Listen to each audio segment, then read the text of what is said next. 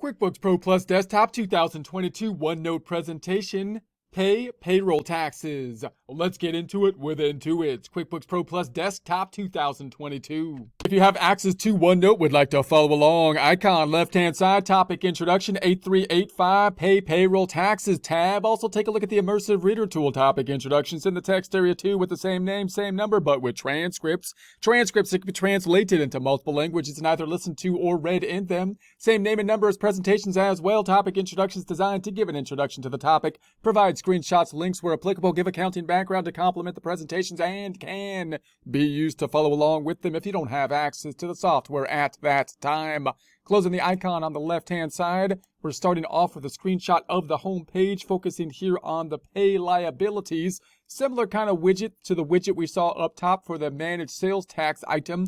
In essence, it's going to be creating a check, but it will be creating a check hopefully in such a way that will help us out to calculate what the proper amounts should be related to the payroll. You'll recall from the prior presentation, we can process the payroll. The payroll is going to be increasing liabilities for the withholdings as well as for the employee withholdings and the employer taxes that we'll have to pay at a future point, which we can then pay with the pay liabilities. Note that you're only going to have this stuff down here at the bottom if you have payroll turned on in the system. We're using the manual payroll, which is great for practice, but not something you typically want to use in practice, given the fact that you'd kind of like to have the check figures within payroll to help you to do some of the calculations.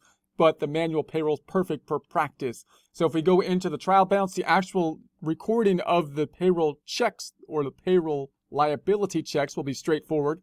Decrease in the checking account. The other side's going to go to the liability, the payroll liability account, decreasing the liability account. So the real trick here is just to make sure that you got the liabilities set up, that you're paying the proper amount, and that they're going to the proper area. We got the payroll turned on, which is in the edits drop down, and then to preferences, we're looking at the manual payroll down here in the payroll and employees area. That needs to be turned on to do any of this payroll type of stuff.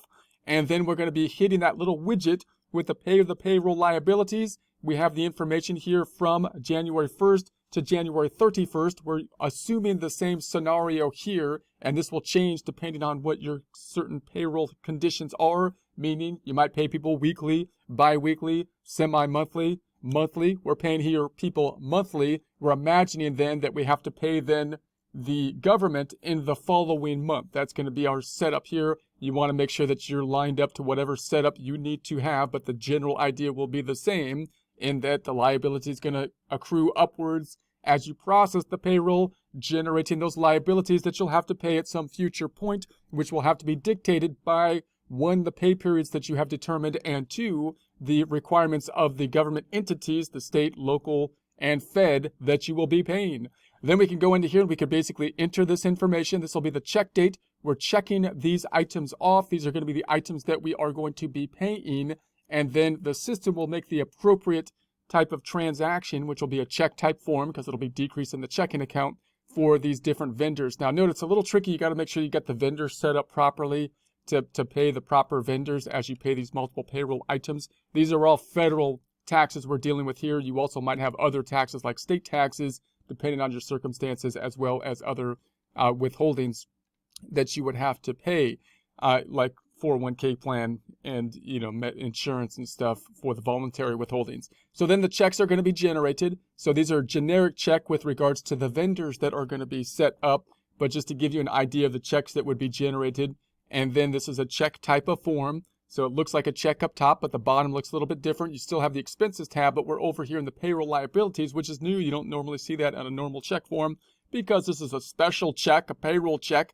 And then it's going to have an impact on the payroll liabilities, and the checking account is going to be going down for these checks that are going to be generated. If you go into the register, we see these checks down here, and they're marked with a little liability check. So they're still checks. They're decreasing their payments in the register, but they're special because they're liability checks here. So if you double clicked on them, the bottom part of the check would be that different type down here with the payroll liability instead of the items, which is typically populated on the right-hand side.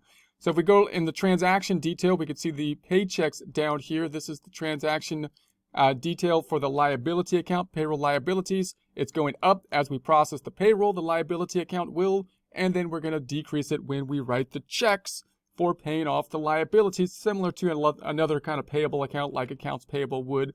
But this one's going up with processing the liabilities, accounts payable going up when we process the bill, and then we pay it with a bill pay for the accounts payable and the little widget here for the liabilities. So then we got our payroll summary form for Adam, Erica, and the total that we can process. This is for the February. And so these should help us to kind of calculate, and you can use these forms to basically tie out to the calculations that you have made and the items that you're going to be reporting on the financial statements. You should be able to kind of tick and tie those items out. I'm not going to go into that in a lot of detail here. We'll have more detail on that in the presentations if you want to look at that. And then we can imagine doing this basically in terms of journal entries. The journal entry is pretty straightforward. It's just noting that we're paying for the first month of payroll. So the first month of payroll created these liabilities for the withholdings and our payroll taxes. So these first month are the ones that we're going to be paying for now. The second month are the ones that have accrued upward that we're going to pay in the following month in March.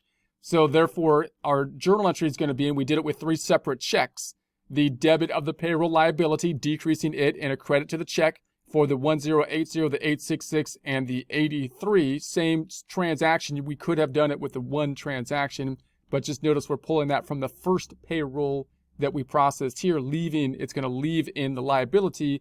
The second payroll liability is leaving that 2,076. We could do this from a journal entry standpoint with just one journal entry. It just depends on how you're going to pay people in terms of the actual checks that are going to be going out, because you want to tie out those checks to the detail in the ledger that you'll be processing. So the checking account's going to go down, same amount for February and year to date because it's a balance sheet account. The sales tax payable is going to be going down, same amount for February and the year to date because it's a balance sheet account. And there's no impact on the income statement because the income statement was impacted when we processed the payroll. Now we're just paying off, in essence, a liability. Here's the GL accounts for the payroll liabilities. We had the 3 separate checks, so it was at the 4105, and then we had the 1080, the 866, and the 83, bringing it down to the 2076. And the checking account was up here at the 97,973. We brought it down by 1,080, 866, and 83 to the 95,944.